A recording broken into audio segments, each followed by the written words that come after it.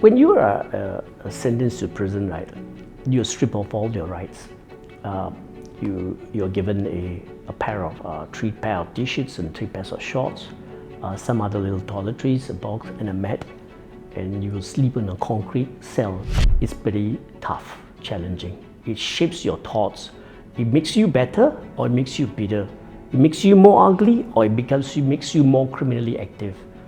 Because if you're in the cell for 23 hours, it's really a challenge. I had something that I wanted to do because the one thing that kept me moving is the right to be called a father. And that's my driving purpose and reason that pushed me very far, which I am here where I am today because of that. Give your time, show your attention, and give your love. Time, attention, and love will restore relationships. It will help the company to grow.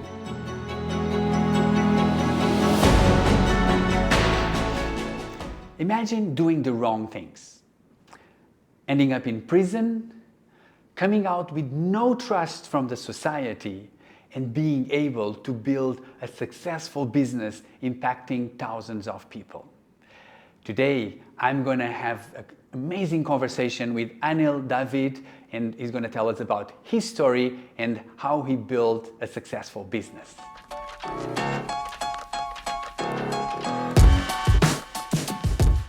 Anil, I have to start by telling you a little secret. I've been really excited about having this conversation with you, so I'm very happy having you here. Welcome. My pleasure, Ray. Yep. Okay, so let's start with a very straightforward question. What drives you? What drives me is, it is my 2 daughters and my wife.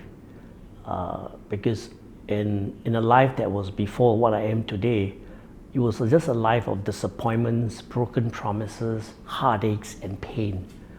And when I came to my senses, I found that I have to do it right this time. And I have to take back the right to be called a father. And that drives me even today. What I am today, these are the 3 ladies in my life, and they drive me even today. Wow, that is so beautiful. So you out of the time you spent in prison, you had, many experiences. What is the most beautiful memory you have from your time in prison? There's one thing that always I remember that, and it's so fresh even today. I remember I was just sitting down in the prison workshop. We have a little bit of work assigned to us, and I was doing my work, going day in and day out. Right, I was doing it. I was focused. And there was this gentleman who was the CEO of the workshop. I was working in this little bit of a workshop as a small little call center. And then he came to me and he said, hey, the first thing he said that, I like your attitude. I said, okay. And the second thing he said, you know or not, you're a very intelligent guy. That was the first time someone who was telling it on my face, acknowledging certain things that I just wasn't sure about. And that was that moment, right? Suddenly I felt so happy, and I was so glad because I was being acknowledged. You know, in prison, it's an environment that doesn't come in this sense. And I think that was the moment that I still remember. And that person itself was the beginning and the change of my life. And I still remember this gentleman, Mr. Larry. Can you tell us a bit how was the day-to-day in prison? When you are sentenced to prison, right, you're stripped of all your rights. You're given a pair of 3 pair of t-shirts and 3 pairs of shorts, some other little toiletries, a box and a mat, and you will sleep in a concrete cell. That is also okay. But what's the most toughest thing is that in a day where there are 24 hours, 23 hours you are locked up. You are locked up. And can you, in a cell, if there's 4 people, can you imagine if the 3 of them are probably, let's just say they are into drugs, and I'm not, there's a high chance I'll be the 4th. So in that environment, that's the thing. Getting 23 hours locked up, is pretty tough, challenging. It shapes your thoughts. It makes you better or it makes you bitter. It makes you more ugly or it makes you more criminally active. Because if you're in the cell for 23 hours, it's really a challenge. Yeah. And how did you manage your emotions and your thoughts in that situation? The best friend that you had was reading. And I'll be honest with you, the only book that I've read was in secondary school, in the literature, and I remember it's Charlotte's Web. That was the only book. But when you are put in an environment like a prison in 23 hours locked up, you push yourself into reading because there's nothing else you can do. You are disconnected with everyone and everything. That's when I picked up reading. And surprisingly, the book that was given to me wasn't a Sidney Sheldon book or about philosophy. The book that was passed to me was actually a Bible. And knowing that you don't have much that you can do, and you begin to read, that's when I picked up the habit of reading, the beginning of many things to come. Because through reading, we can see a lot of things that we've never been there. We can learn about people and understand how they did what they did and how did they succeed or fail. So reading is definitely one thing that I picked up. Yeah. Wow. And then when you went out of prison, then that must have been difficult, right? Can you tell us how was the moment when you left prison? After a long years of coming out from prison, you are so disconnected with whatever is happening, you know. The whole city has changed. After 8 years, everything has changed. Digitally, economically, everything has changed. But when I came out, right, at the age of 42, with only a secondary education and being a bankrupt at that point of time, and have created a total distrust relationship with your loved ones, your community and your friends, that it's a very, very scary thing. So that was the situation that I was in. But yet, I had something that I wanted to do, because the one thing that kept me moving is the right to be called a father. And that's my driving purpose and reason that pushed me very far, which I am here where I am today because of them. Wow. I think it's also, that's a good example when we have a purpose, something that pulls us forward, and you had a purpose, there was something. But how did you manage then to gain the trust from the people that surrounded you? I realized that the one way to reconnect back and rebuild the relationships, which is at the ground level zero, I took that as a fact. That means to say, I had to work 10 times harder, not just by words, by actions, by doing things that will slowly help to build that trust and confidence. I'll cite an example. My daughter was very young at that point of time, and she would, the mother will be up early and get her ready for school. So I took that responsibility. I said, let me do this. And I did it this day in, day out, day in, day out. Those little things that I did was a means of getting closer to her. So I had to do these little things to help to mend the relationships. It's the actions and the things that we do will help us to bridge that. The little things. That's how I started. Yeah. And then you started Agape. Tell us about that beginning. I find it very, very, very fascinating. Yeah. Thank you for this question. Agape is my life. It is my breath and my soul.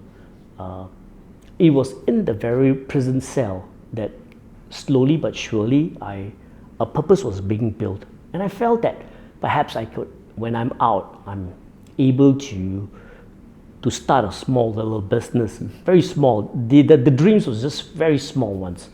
And so that I could kind of connect with those people who were in the very same space that I was. Somehow that experience created that thing that I want to be different. I want to help those. And that's when the idea was coined. When I came out from prison, I started working. I had this innate feeling of doing this company. I haven't thought of the name. Then I shared what I wanted to do with my wife first. And then she said, okay, I will support you. I will journey with you. Then she also said, we need to share this with our children. And I shared this with my daughters.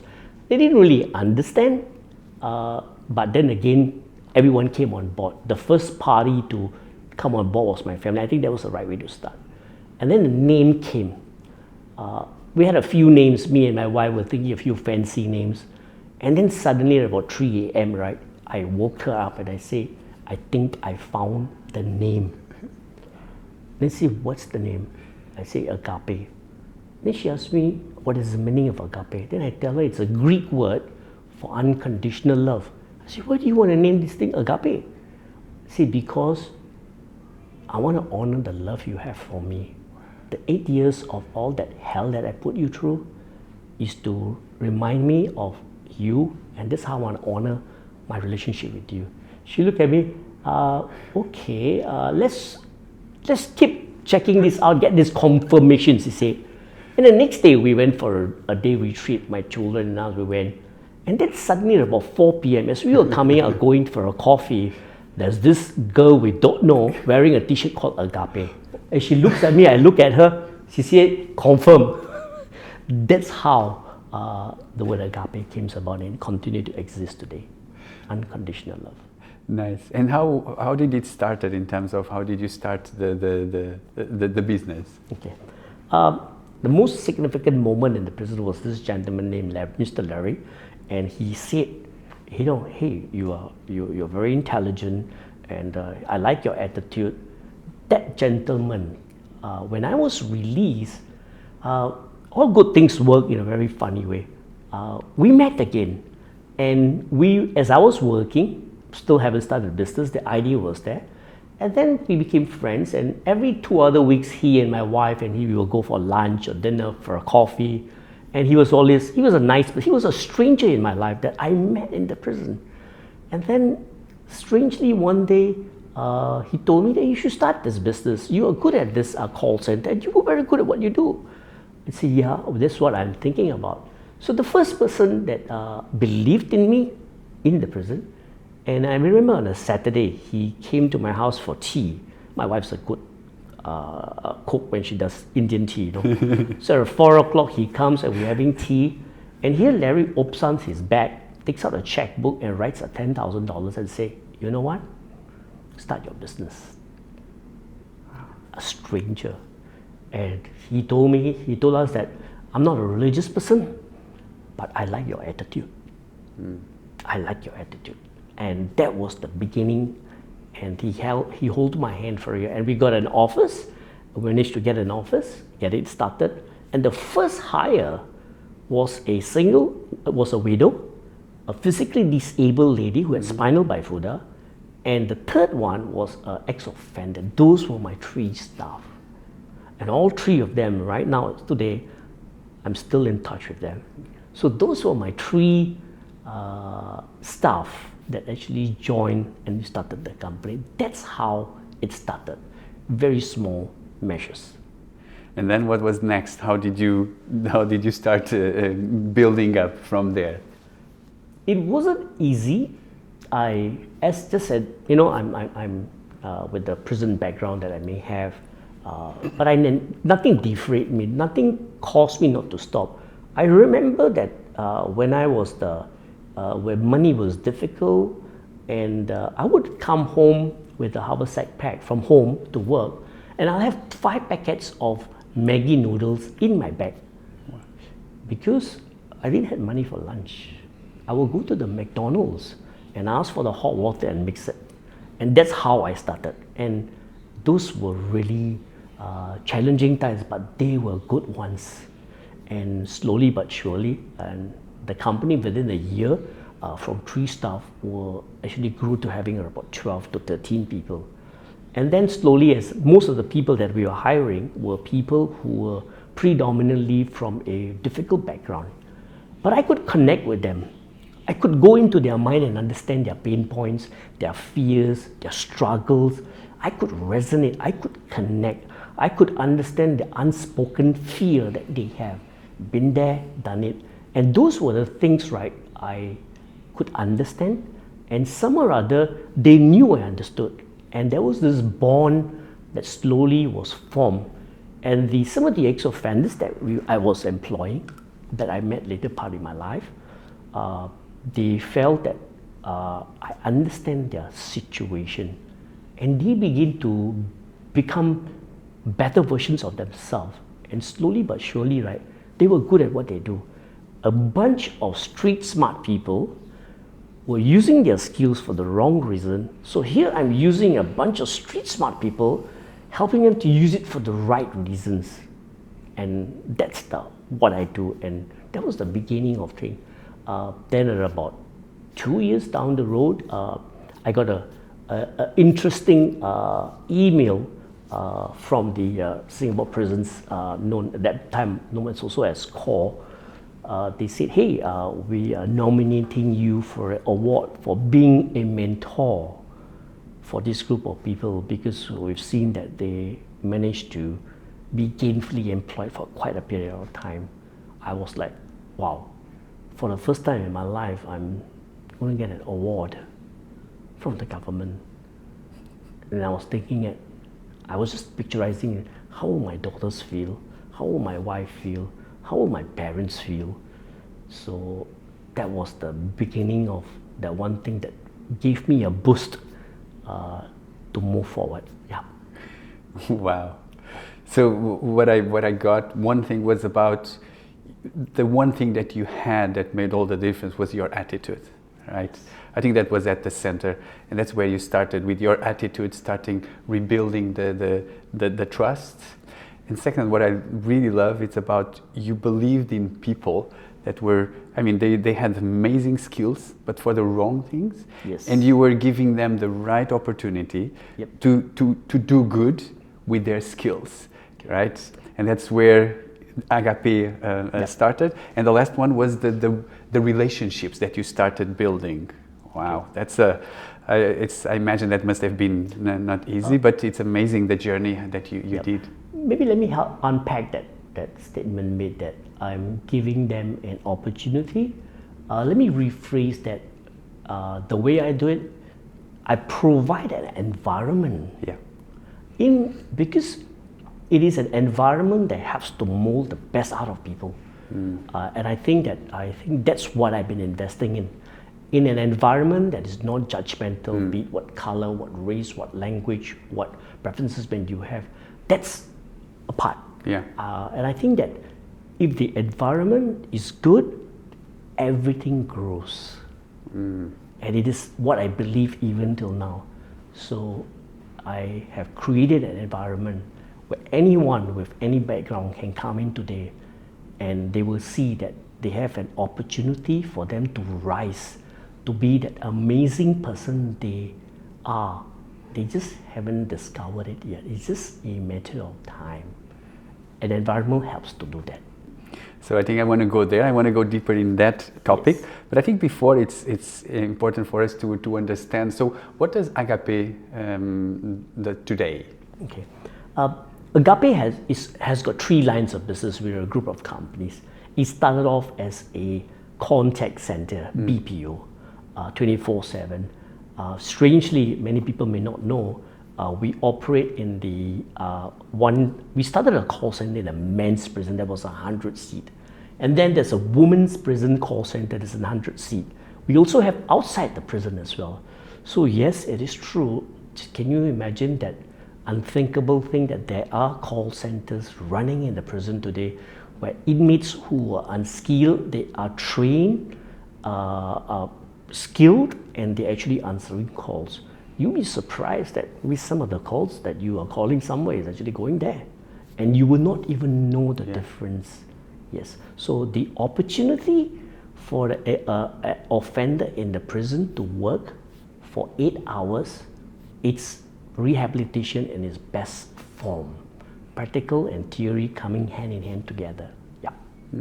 So that's one part of the business. You have two other parts of the business. Right. The second line of business is we also have a training academy, a premises that we are a licensed training academy under the Skills Future. So we have content, we've curated content for the many years of experience that we have in dealing individuals like this. So we curate them into a content that helps them to able to understand, and we help them unpack about the challenges that they face, because they have skill, but we realize that it is not just the skill that we want to train, but more on the, what I believe, the attitude reframing, the grow mindset. Grow means growth mindset, R meaning resilience, O means ownership, W means well-being. So these are the four pillars that we are trying to instill and build in this individual, which has eventually led to a good amount of success stories coming out of it. Yeah. And the third line of business, we are a licensed employment agency and a headhunting firm. We actually train and place individuals from various backgrounds, from professionals to non-professionals, into the logistic industry, to the healthcare, into the hospitality, and many others. So these are the three lines of business that didn't start it off immediately. It evolved as we saw the opportunity, and we stitch and connect the dotted lines and formed it. So how many lives have you impacted so far with your business?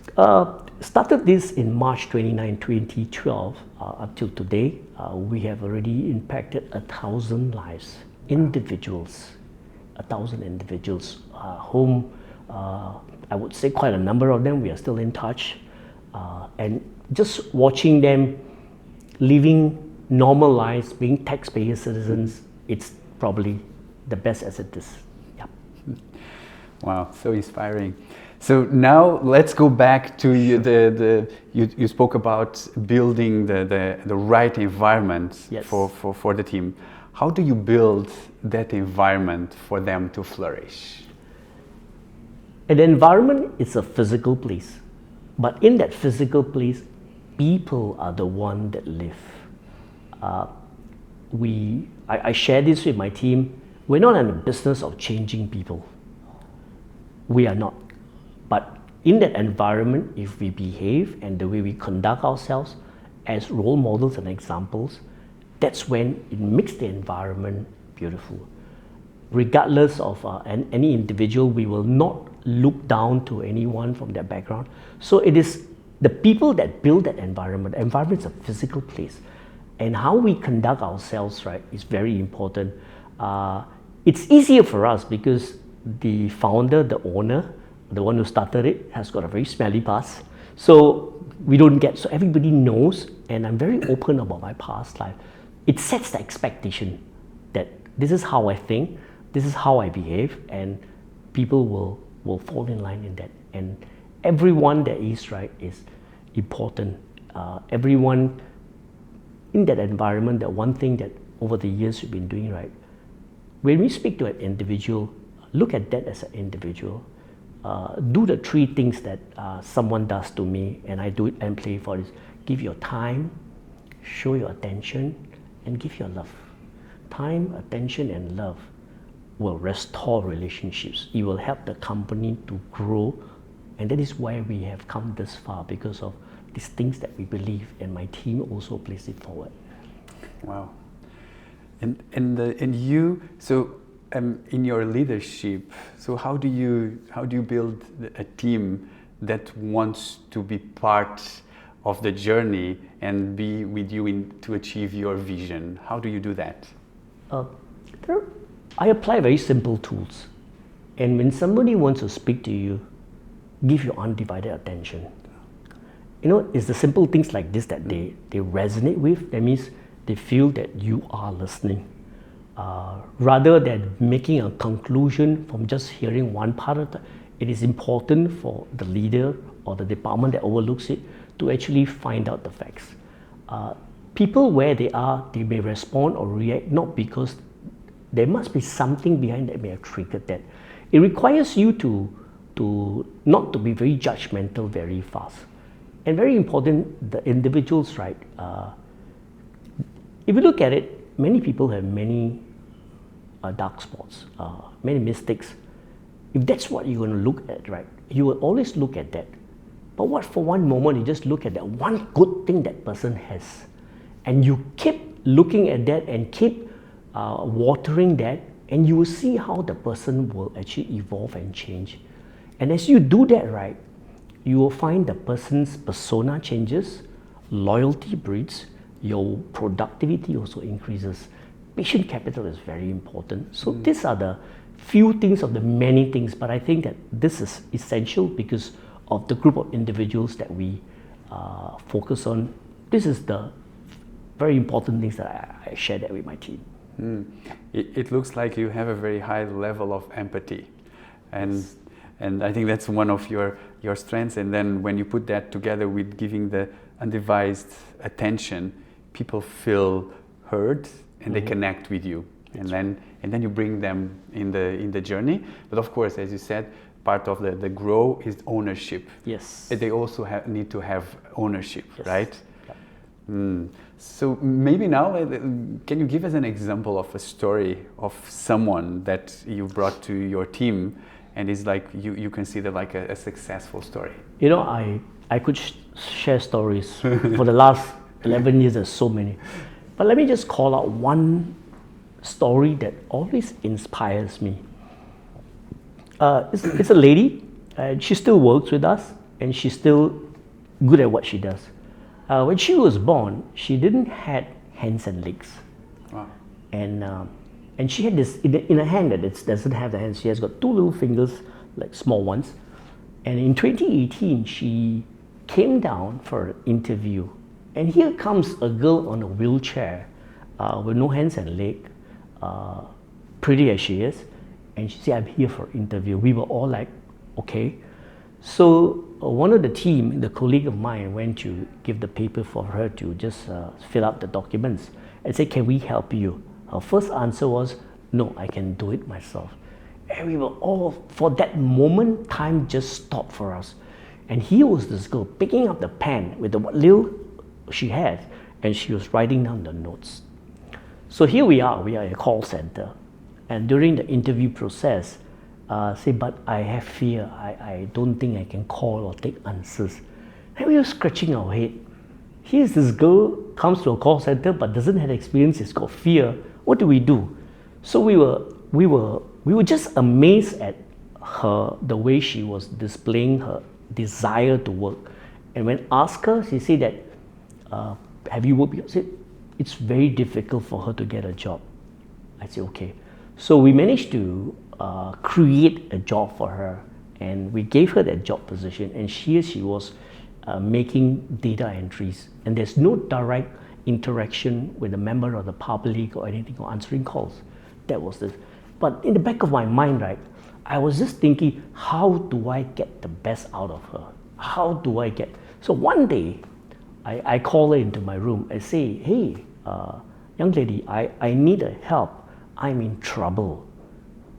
She looked at me, must be thinking, why is the boss telling me he's in trouble? I have, in the next 1.5 hours to 2 hours, right, need to call 20 patients and reconfirm their appointments because the system, something did not capture. And there's no one around here but except you. She was thinking she just wants to help me. But I had an agenda behind. So she goes and she does the call. She comes back to me and she said, boss, the job is done. Okay, good. Then as she was going on, I said, hey, hang on. Do you remember some time ago during the interview, you said this, that you have this fear of calling or taking calls? I said, yes. Then I asked her, what did you just do? She looked at me puzzled. I said, you tricked me. I said, no, I got the best out of you. And here, and she's doing what she's doing best, and she's very good at what she does. And in that environment, surrounded by people, she began to dream. And I asked her, what's your dreams? She said, I want to get married. Wow. That's the first thing. I said, okay. And I wasn't doubting that it's not possible. It is possible. I tell her what I'm doing, if it's possible with my life, it can be with yours. She got married, met the husband, wonderful guy. Then asked her, what is your dream now? I want to own a house. She and her husband work, and she bought their own 3-room flat. Now that's ownership of her life. She may be physically disabled, but she is mentally very able, very resilient, travels about 1.5 hours from her house to the work. Because why? I say, hey, do you want to work from home? You set up everything? No. Why? I want to be here with people in this environment. That builds. So if you have this girl got a job, she got married, and she has her own home, and she lives life with dignity, because work creates dignity. Wow, what's her name? Her name is Noor. Noor. That's right. Noor, just a really inspiring story. Well done. Thank you for inspiring us. There was this girl, that young lady, was in prison, and she was our first batch of trainees that came in to work in the call center. And very young, and I was telling her, you know what? When you go online, clients, customers are going to scream at you. But remember, it is never about you, because somebody somewhere messed it up. And we have a responsibility to take that call and understand that even the person will show their frustration. Your job is to empathize. And we were teaching her to be active listening and empathize. For 20 minutes, the customer went on and on, no fault of hers or any of our agents, but somebody at the store somewhere messed it up. And through that exercise, right, when everything was over, we all clapped and we told her, that's a win. Celebrate small wins. Backtrack again. So moving fast forward. The same girl, when she was released out from prison, she came looking for us, working in our call center in the city. And she was able to restore her life, get back her dignity, and also rebuild her life. And as she was working, about 1.5 years later, she gave a wedding card. She's getting married. And the irony of it was, the husband-to-be was a policeman. And we went, myself and my CEO Joseph, we went to the wedding, and we met the parents. That moment is so tattooed in my mind, right? The father comes and holds Joseph's hand and looks at us and says, thank you very much. The word thank you very much spoke about all the few years what we've been working with her. And she did it because she was focused, and she redeemed her life through work that brought dignity, that got herself a fiance, that got married. Now she has a child a few months old, and she's got her own home. That's one story. It always reminds me and gives me that energy to who's next. So now, there's your book. So I read your book, and I really loved it. So The Longest Shortcut. Yes. I found it. I think it was amazing how you share your vulnerability, and you shared, this was me, and this is what I did, and I assume whatever I did, but this is also me now. Yes. And also this journey, and the journey that you tell, it's really amazing. And I think also it was this book, I feel like it was also like a healing process for you, right? That's right. And I can feel that. So out of all the experiences and what you wrote in the book, what is one thing that you learn in your life that you think leaders can learn from you? In the book, the one thing that I learned, this book was written by my daughter and me, and she helped me unpack right till the time I was 8 years old, and it was a very painful walk with it. But when she wrote a particular chapter of it, from her lenses, what she saw and the pain she went through, right, it just blew me. And she said it as she felt and how she saw things. And that was very heartbreaking for me. And then when I saw this, that many things goes on into the lives of our children, and we don't try to understand or what they are thinking. I think that's the most important phase. And my daughter now is about eight weeks pregnant. She's going to be expecting a kid. And like, I'm so excited. I just realized that I'm going to be a granddad. So I think that moment, right, in whatever work or business that we want to run, right, it cannot be divorced from the family. It has to be in sync. There is no point on rising up high up the pillar and being successful, and yet you separate yourself further and further from your loved ones. It's not worth it. It is not worth it. Do it together, and that's probably the best thing that can happen, not apart from them. Yeah. So what you say is about having dreams is important and purpose, but never lose the connection from the family that will serve as a base, right? Yeah. Wow, that's an amazing lesson. So now we're coming to the end, and I would like to ask you a question. So many people ask you a lot of questions, but what is one question that no one asks you and you would love to answer? A good question, and I'll share with you.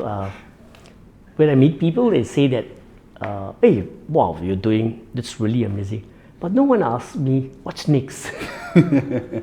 So I'm really, in my mind, I'm planning and trying to figure out what's next, which I've got a couple of things that I want to do. So nobody asks me, they think that I'm at my pinnacle, but I'm not at my pinnacle yet. So I'm, like I say, my kids are grown up, and they drive me, they challenge my thoughts.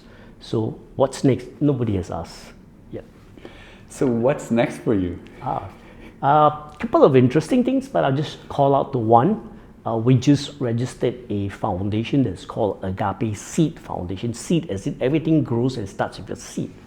And I shared with you before that we're actually running, we have a call center in the Changi Women's Prison, where it's 100 seed, where we train these ladies and then get them to be ready for work, and they're doing day. So, for example, I believe that the call center is a very, very helpful tool for them. Why?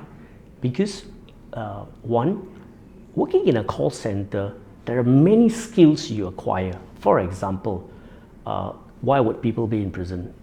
I don't listen. I never listen. They don't listen. They have to learn active listening. And I didn't have a skill on how to solve problems. I learned problem solving skills because I need to deal with clients. So, and then you know what? I also need to how to speak well, effective communication. These are life skills. So imagine these girls doing this day in, day out for 1, 2, 3 years. When they come out, they are a better version of themselves. So I also saw and realized that many of them, when they release and they would go back to prison, right, they will go back into a toxic environment that will take the best out of, not the best, but the worst out of them. The emotional pressure, the financial pressure, the mental pressure, the need to be economically independent, and all these things don't come around. And that environment is not that good. So the Agape-Seed Foundation is setting up a sanctuary where we're looking to adopt up to 100 daughters. We call them daughters, right? So that they have an environment where 6 months they will put into a traineeship, job ready. So we want them to be, at the end of it, we want them to be economically independent, so they can live with dignity through employment, which we are providing. An environment where they can be nurtured and yet stay relevant to the family. So that's the next thing that we want to do. So a team of us have got together, crafted out the vision, the purpose, and the means and how we want to do. And it's just amazing the kind of support and the kind of support I'm getting to get this thing moving. So this is one of the many other things that we are doing, and this is the nearest on the radar right now that we're going to start it off soon, the first quarter of next year. Good. Okay, we're coming to the end. I loved so much our conversation, and I'm so happy that you reached out to me. Sure. You saw the podcast, yes, you reached out to me, and here we are. I'm so happy. I learned so much with you. I think your story is very inspiring. I mean, where you came from and where you are today is really, really inspiring. Anil, it was so good. I think I have to hug you, man. Thank you, my friend. You know, the thing about attitude, it's a priceless commodity. it will open doors anywhere, any part of the world, regardless of what race, language you are, because attitude is a beautiful aroma. And I stand today with the kind of friends and clients I have is purely because of the attitude I've displayed to them. And the attitude has a means of my redemption, reconnecting back, building a business that has purpose, people, and profits. Yeah. And I believe that your attitude will allow you to reach even bigger things. Yes, that is true. That was such a fantastic conversation. I hope you really enjoyed, and don't forget to subscribe.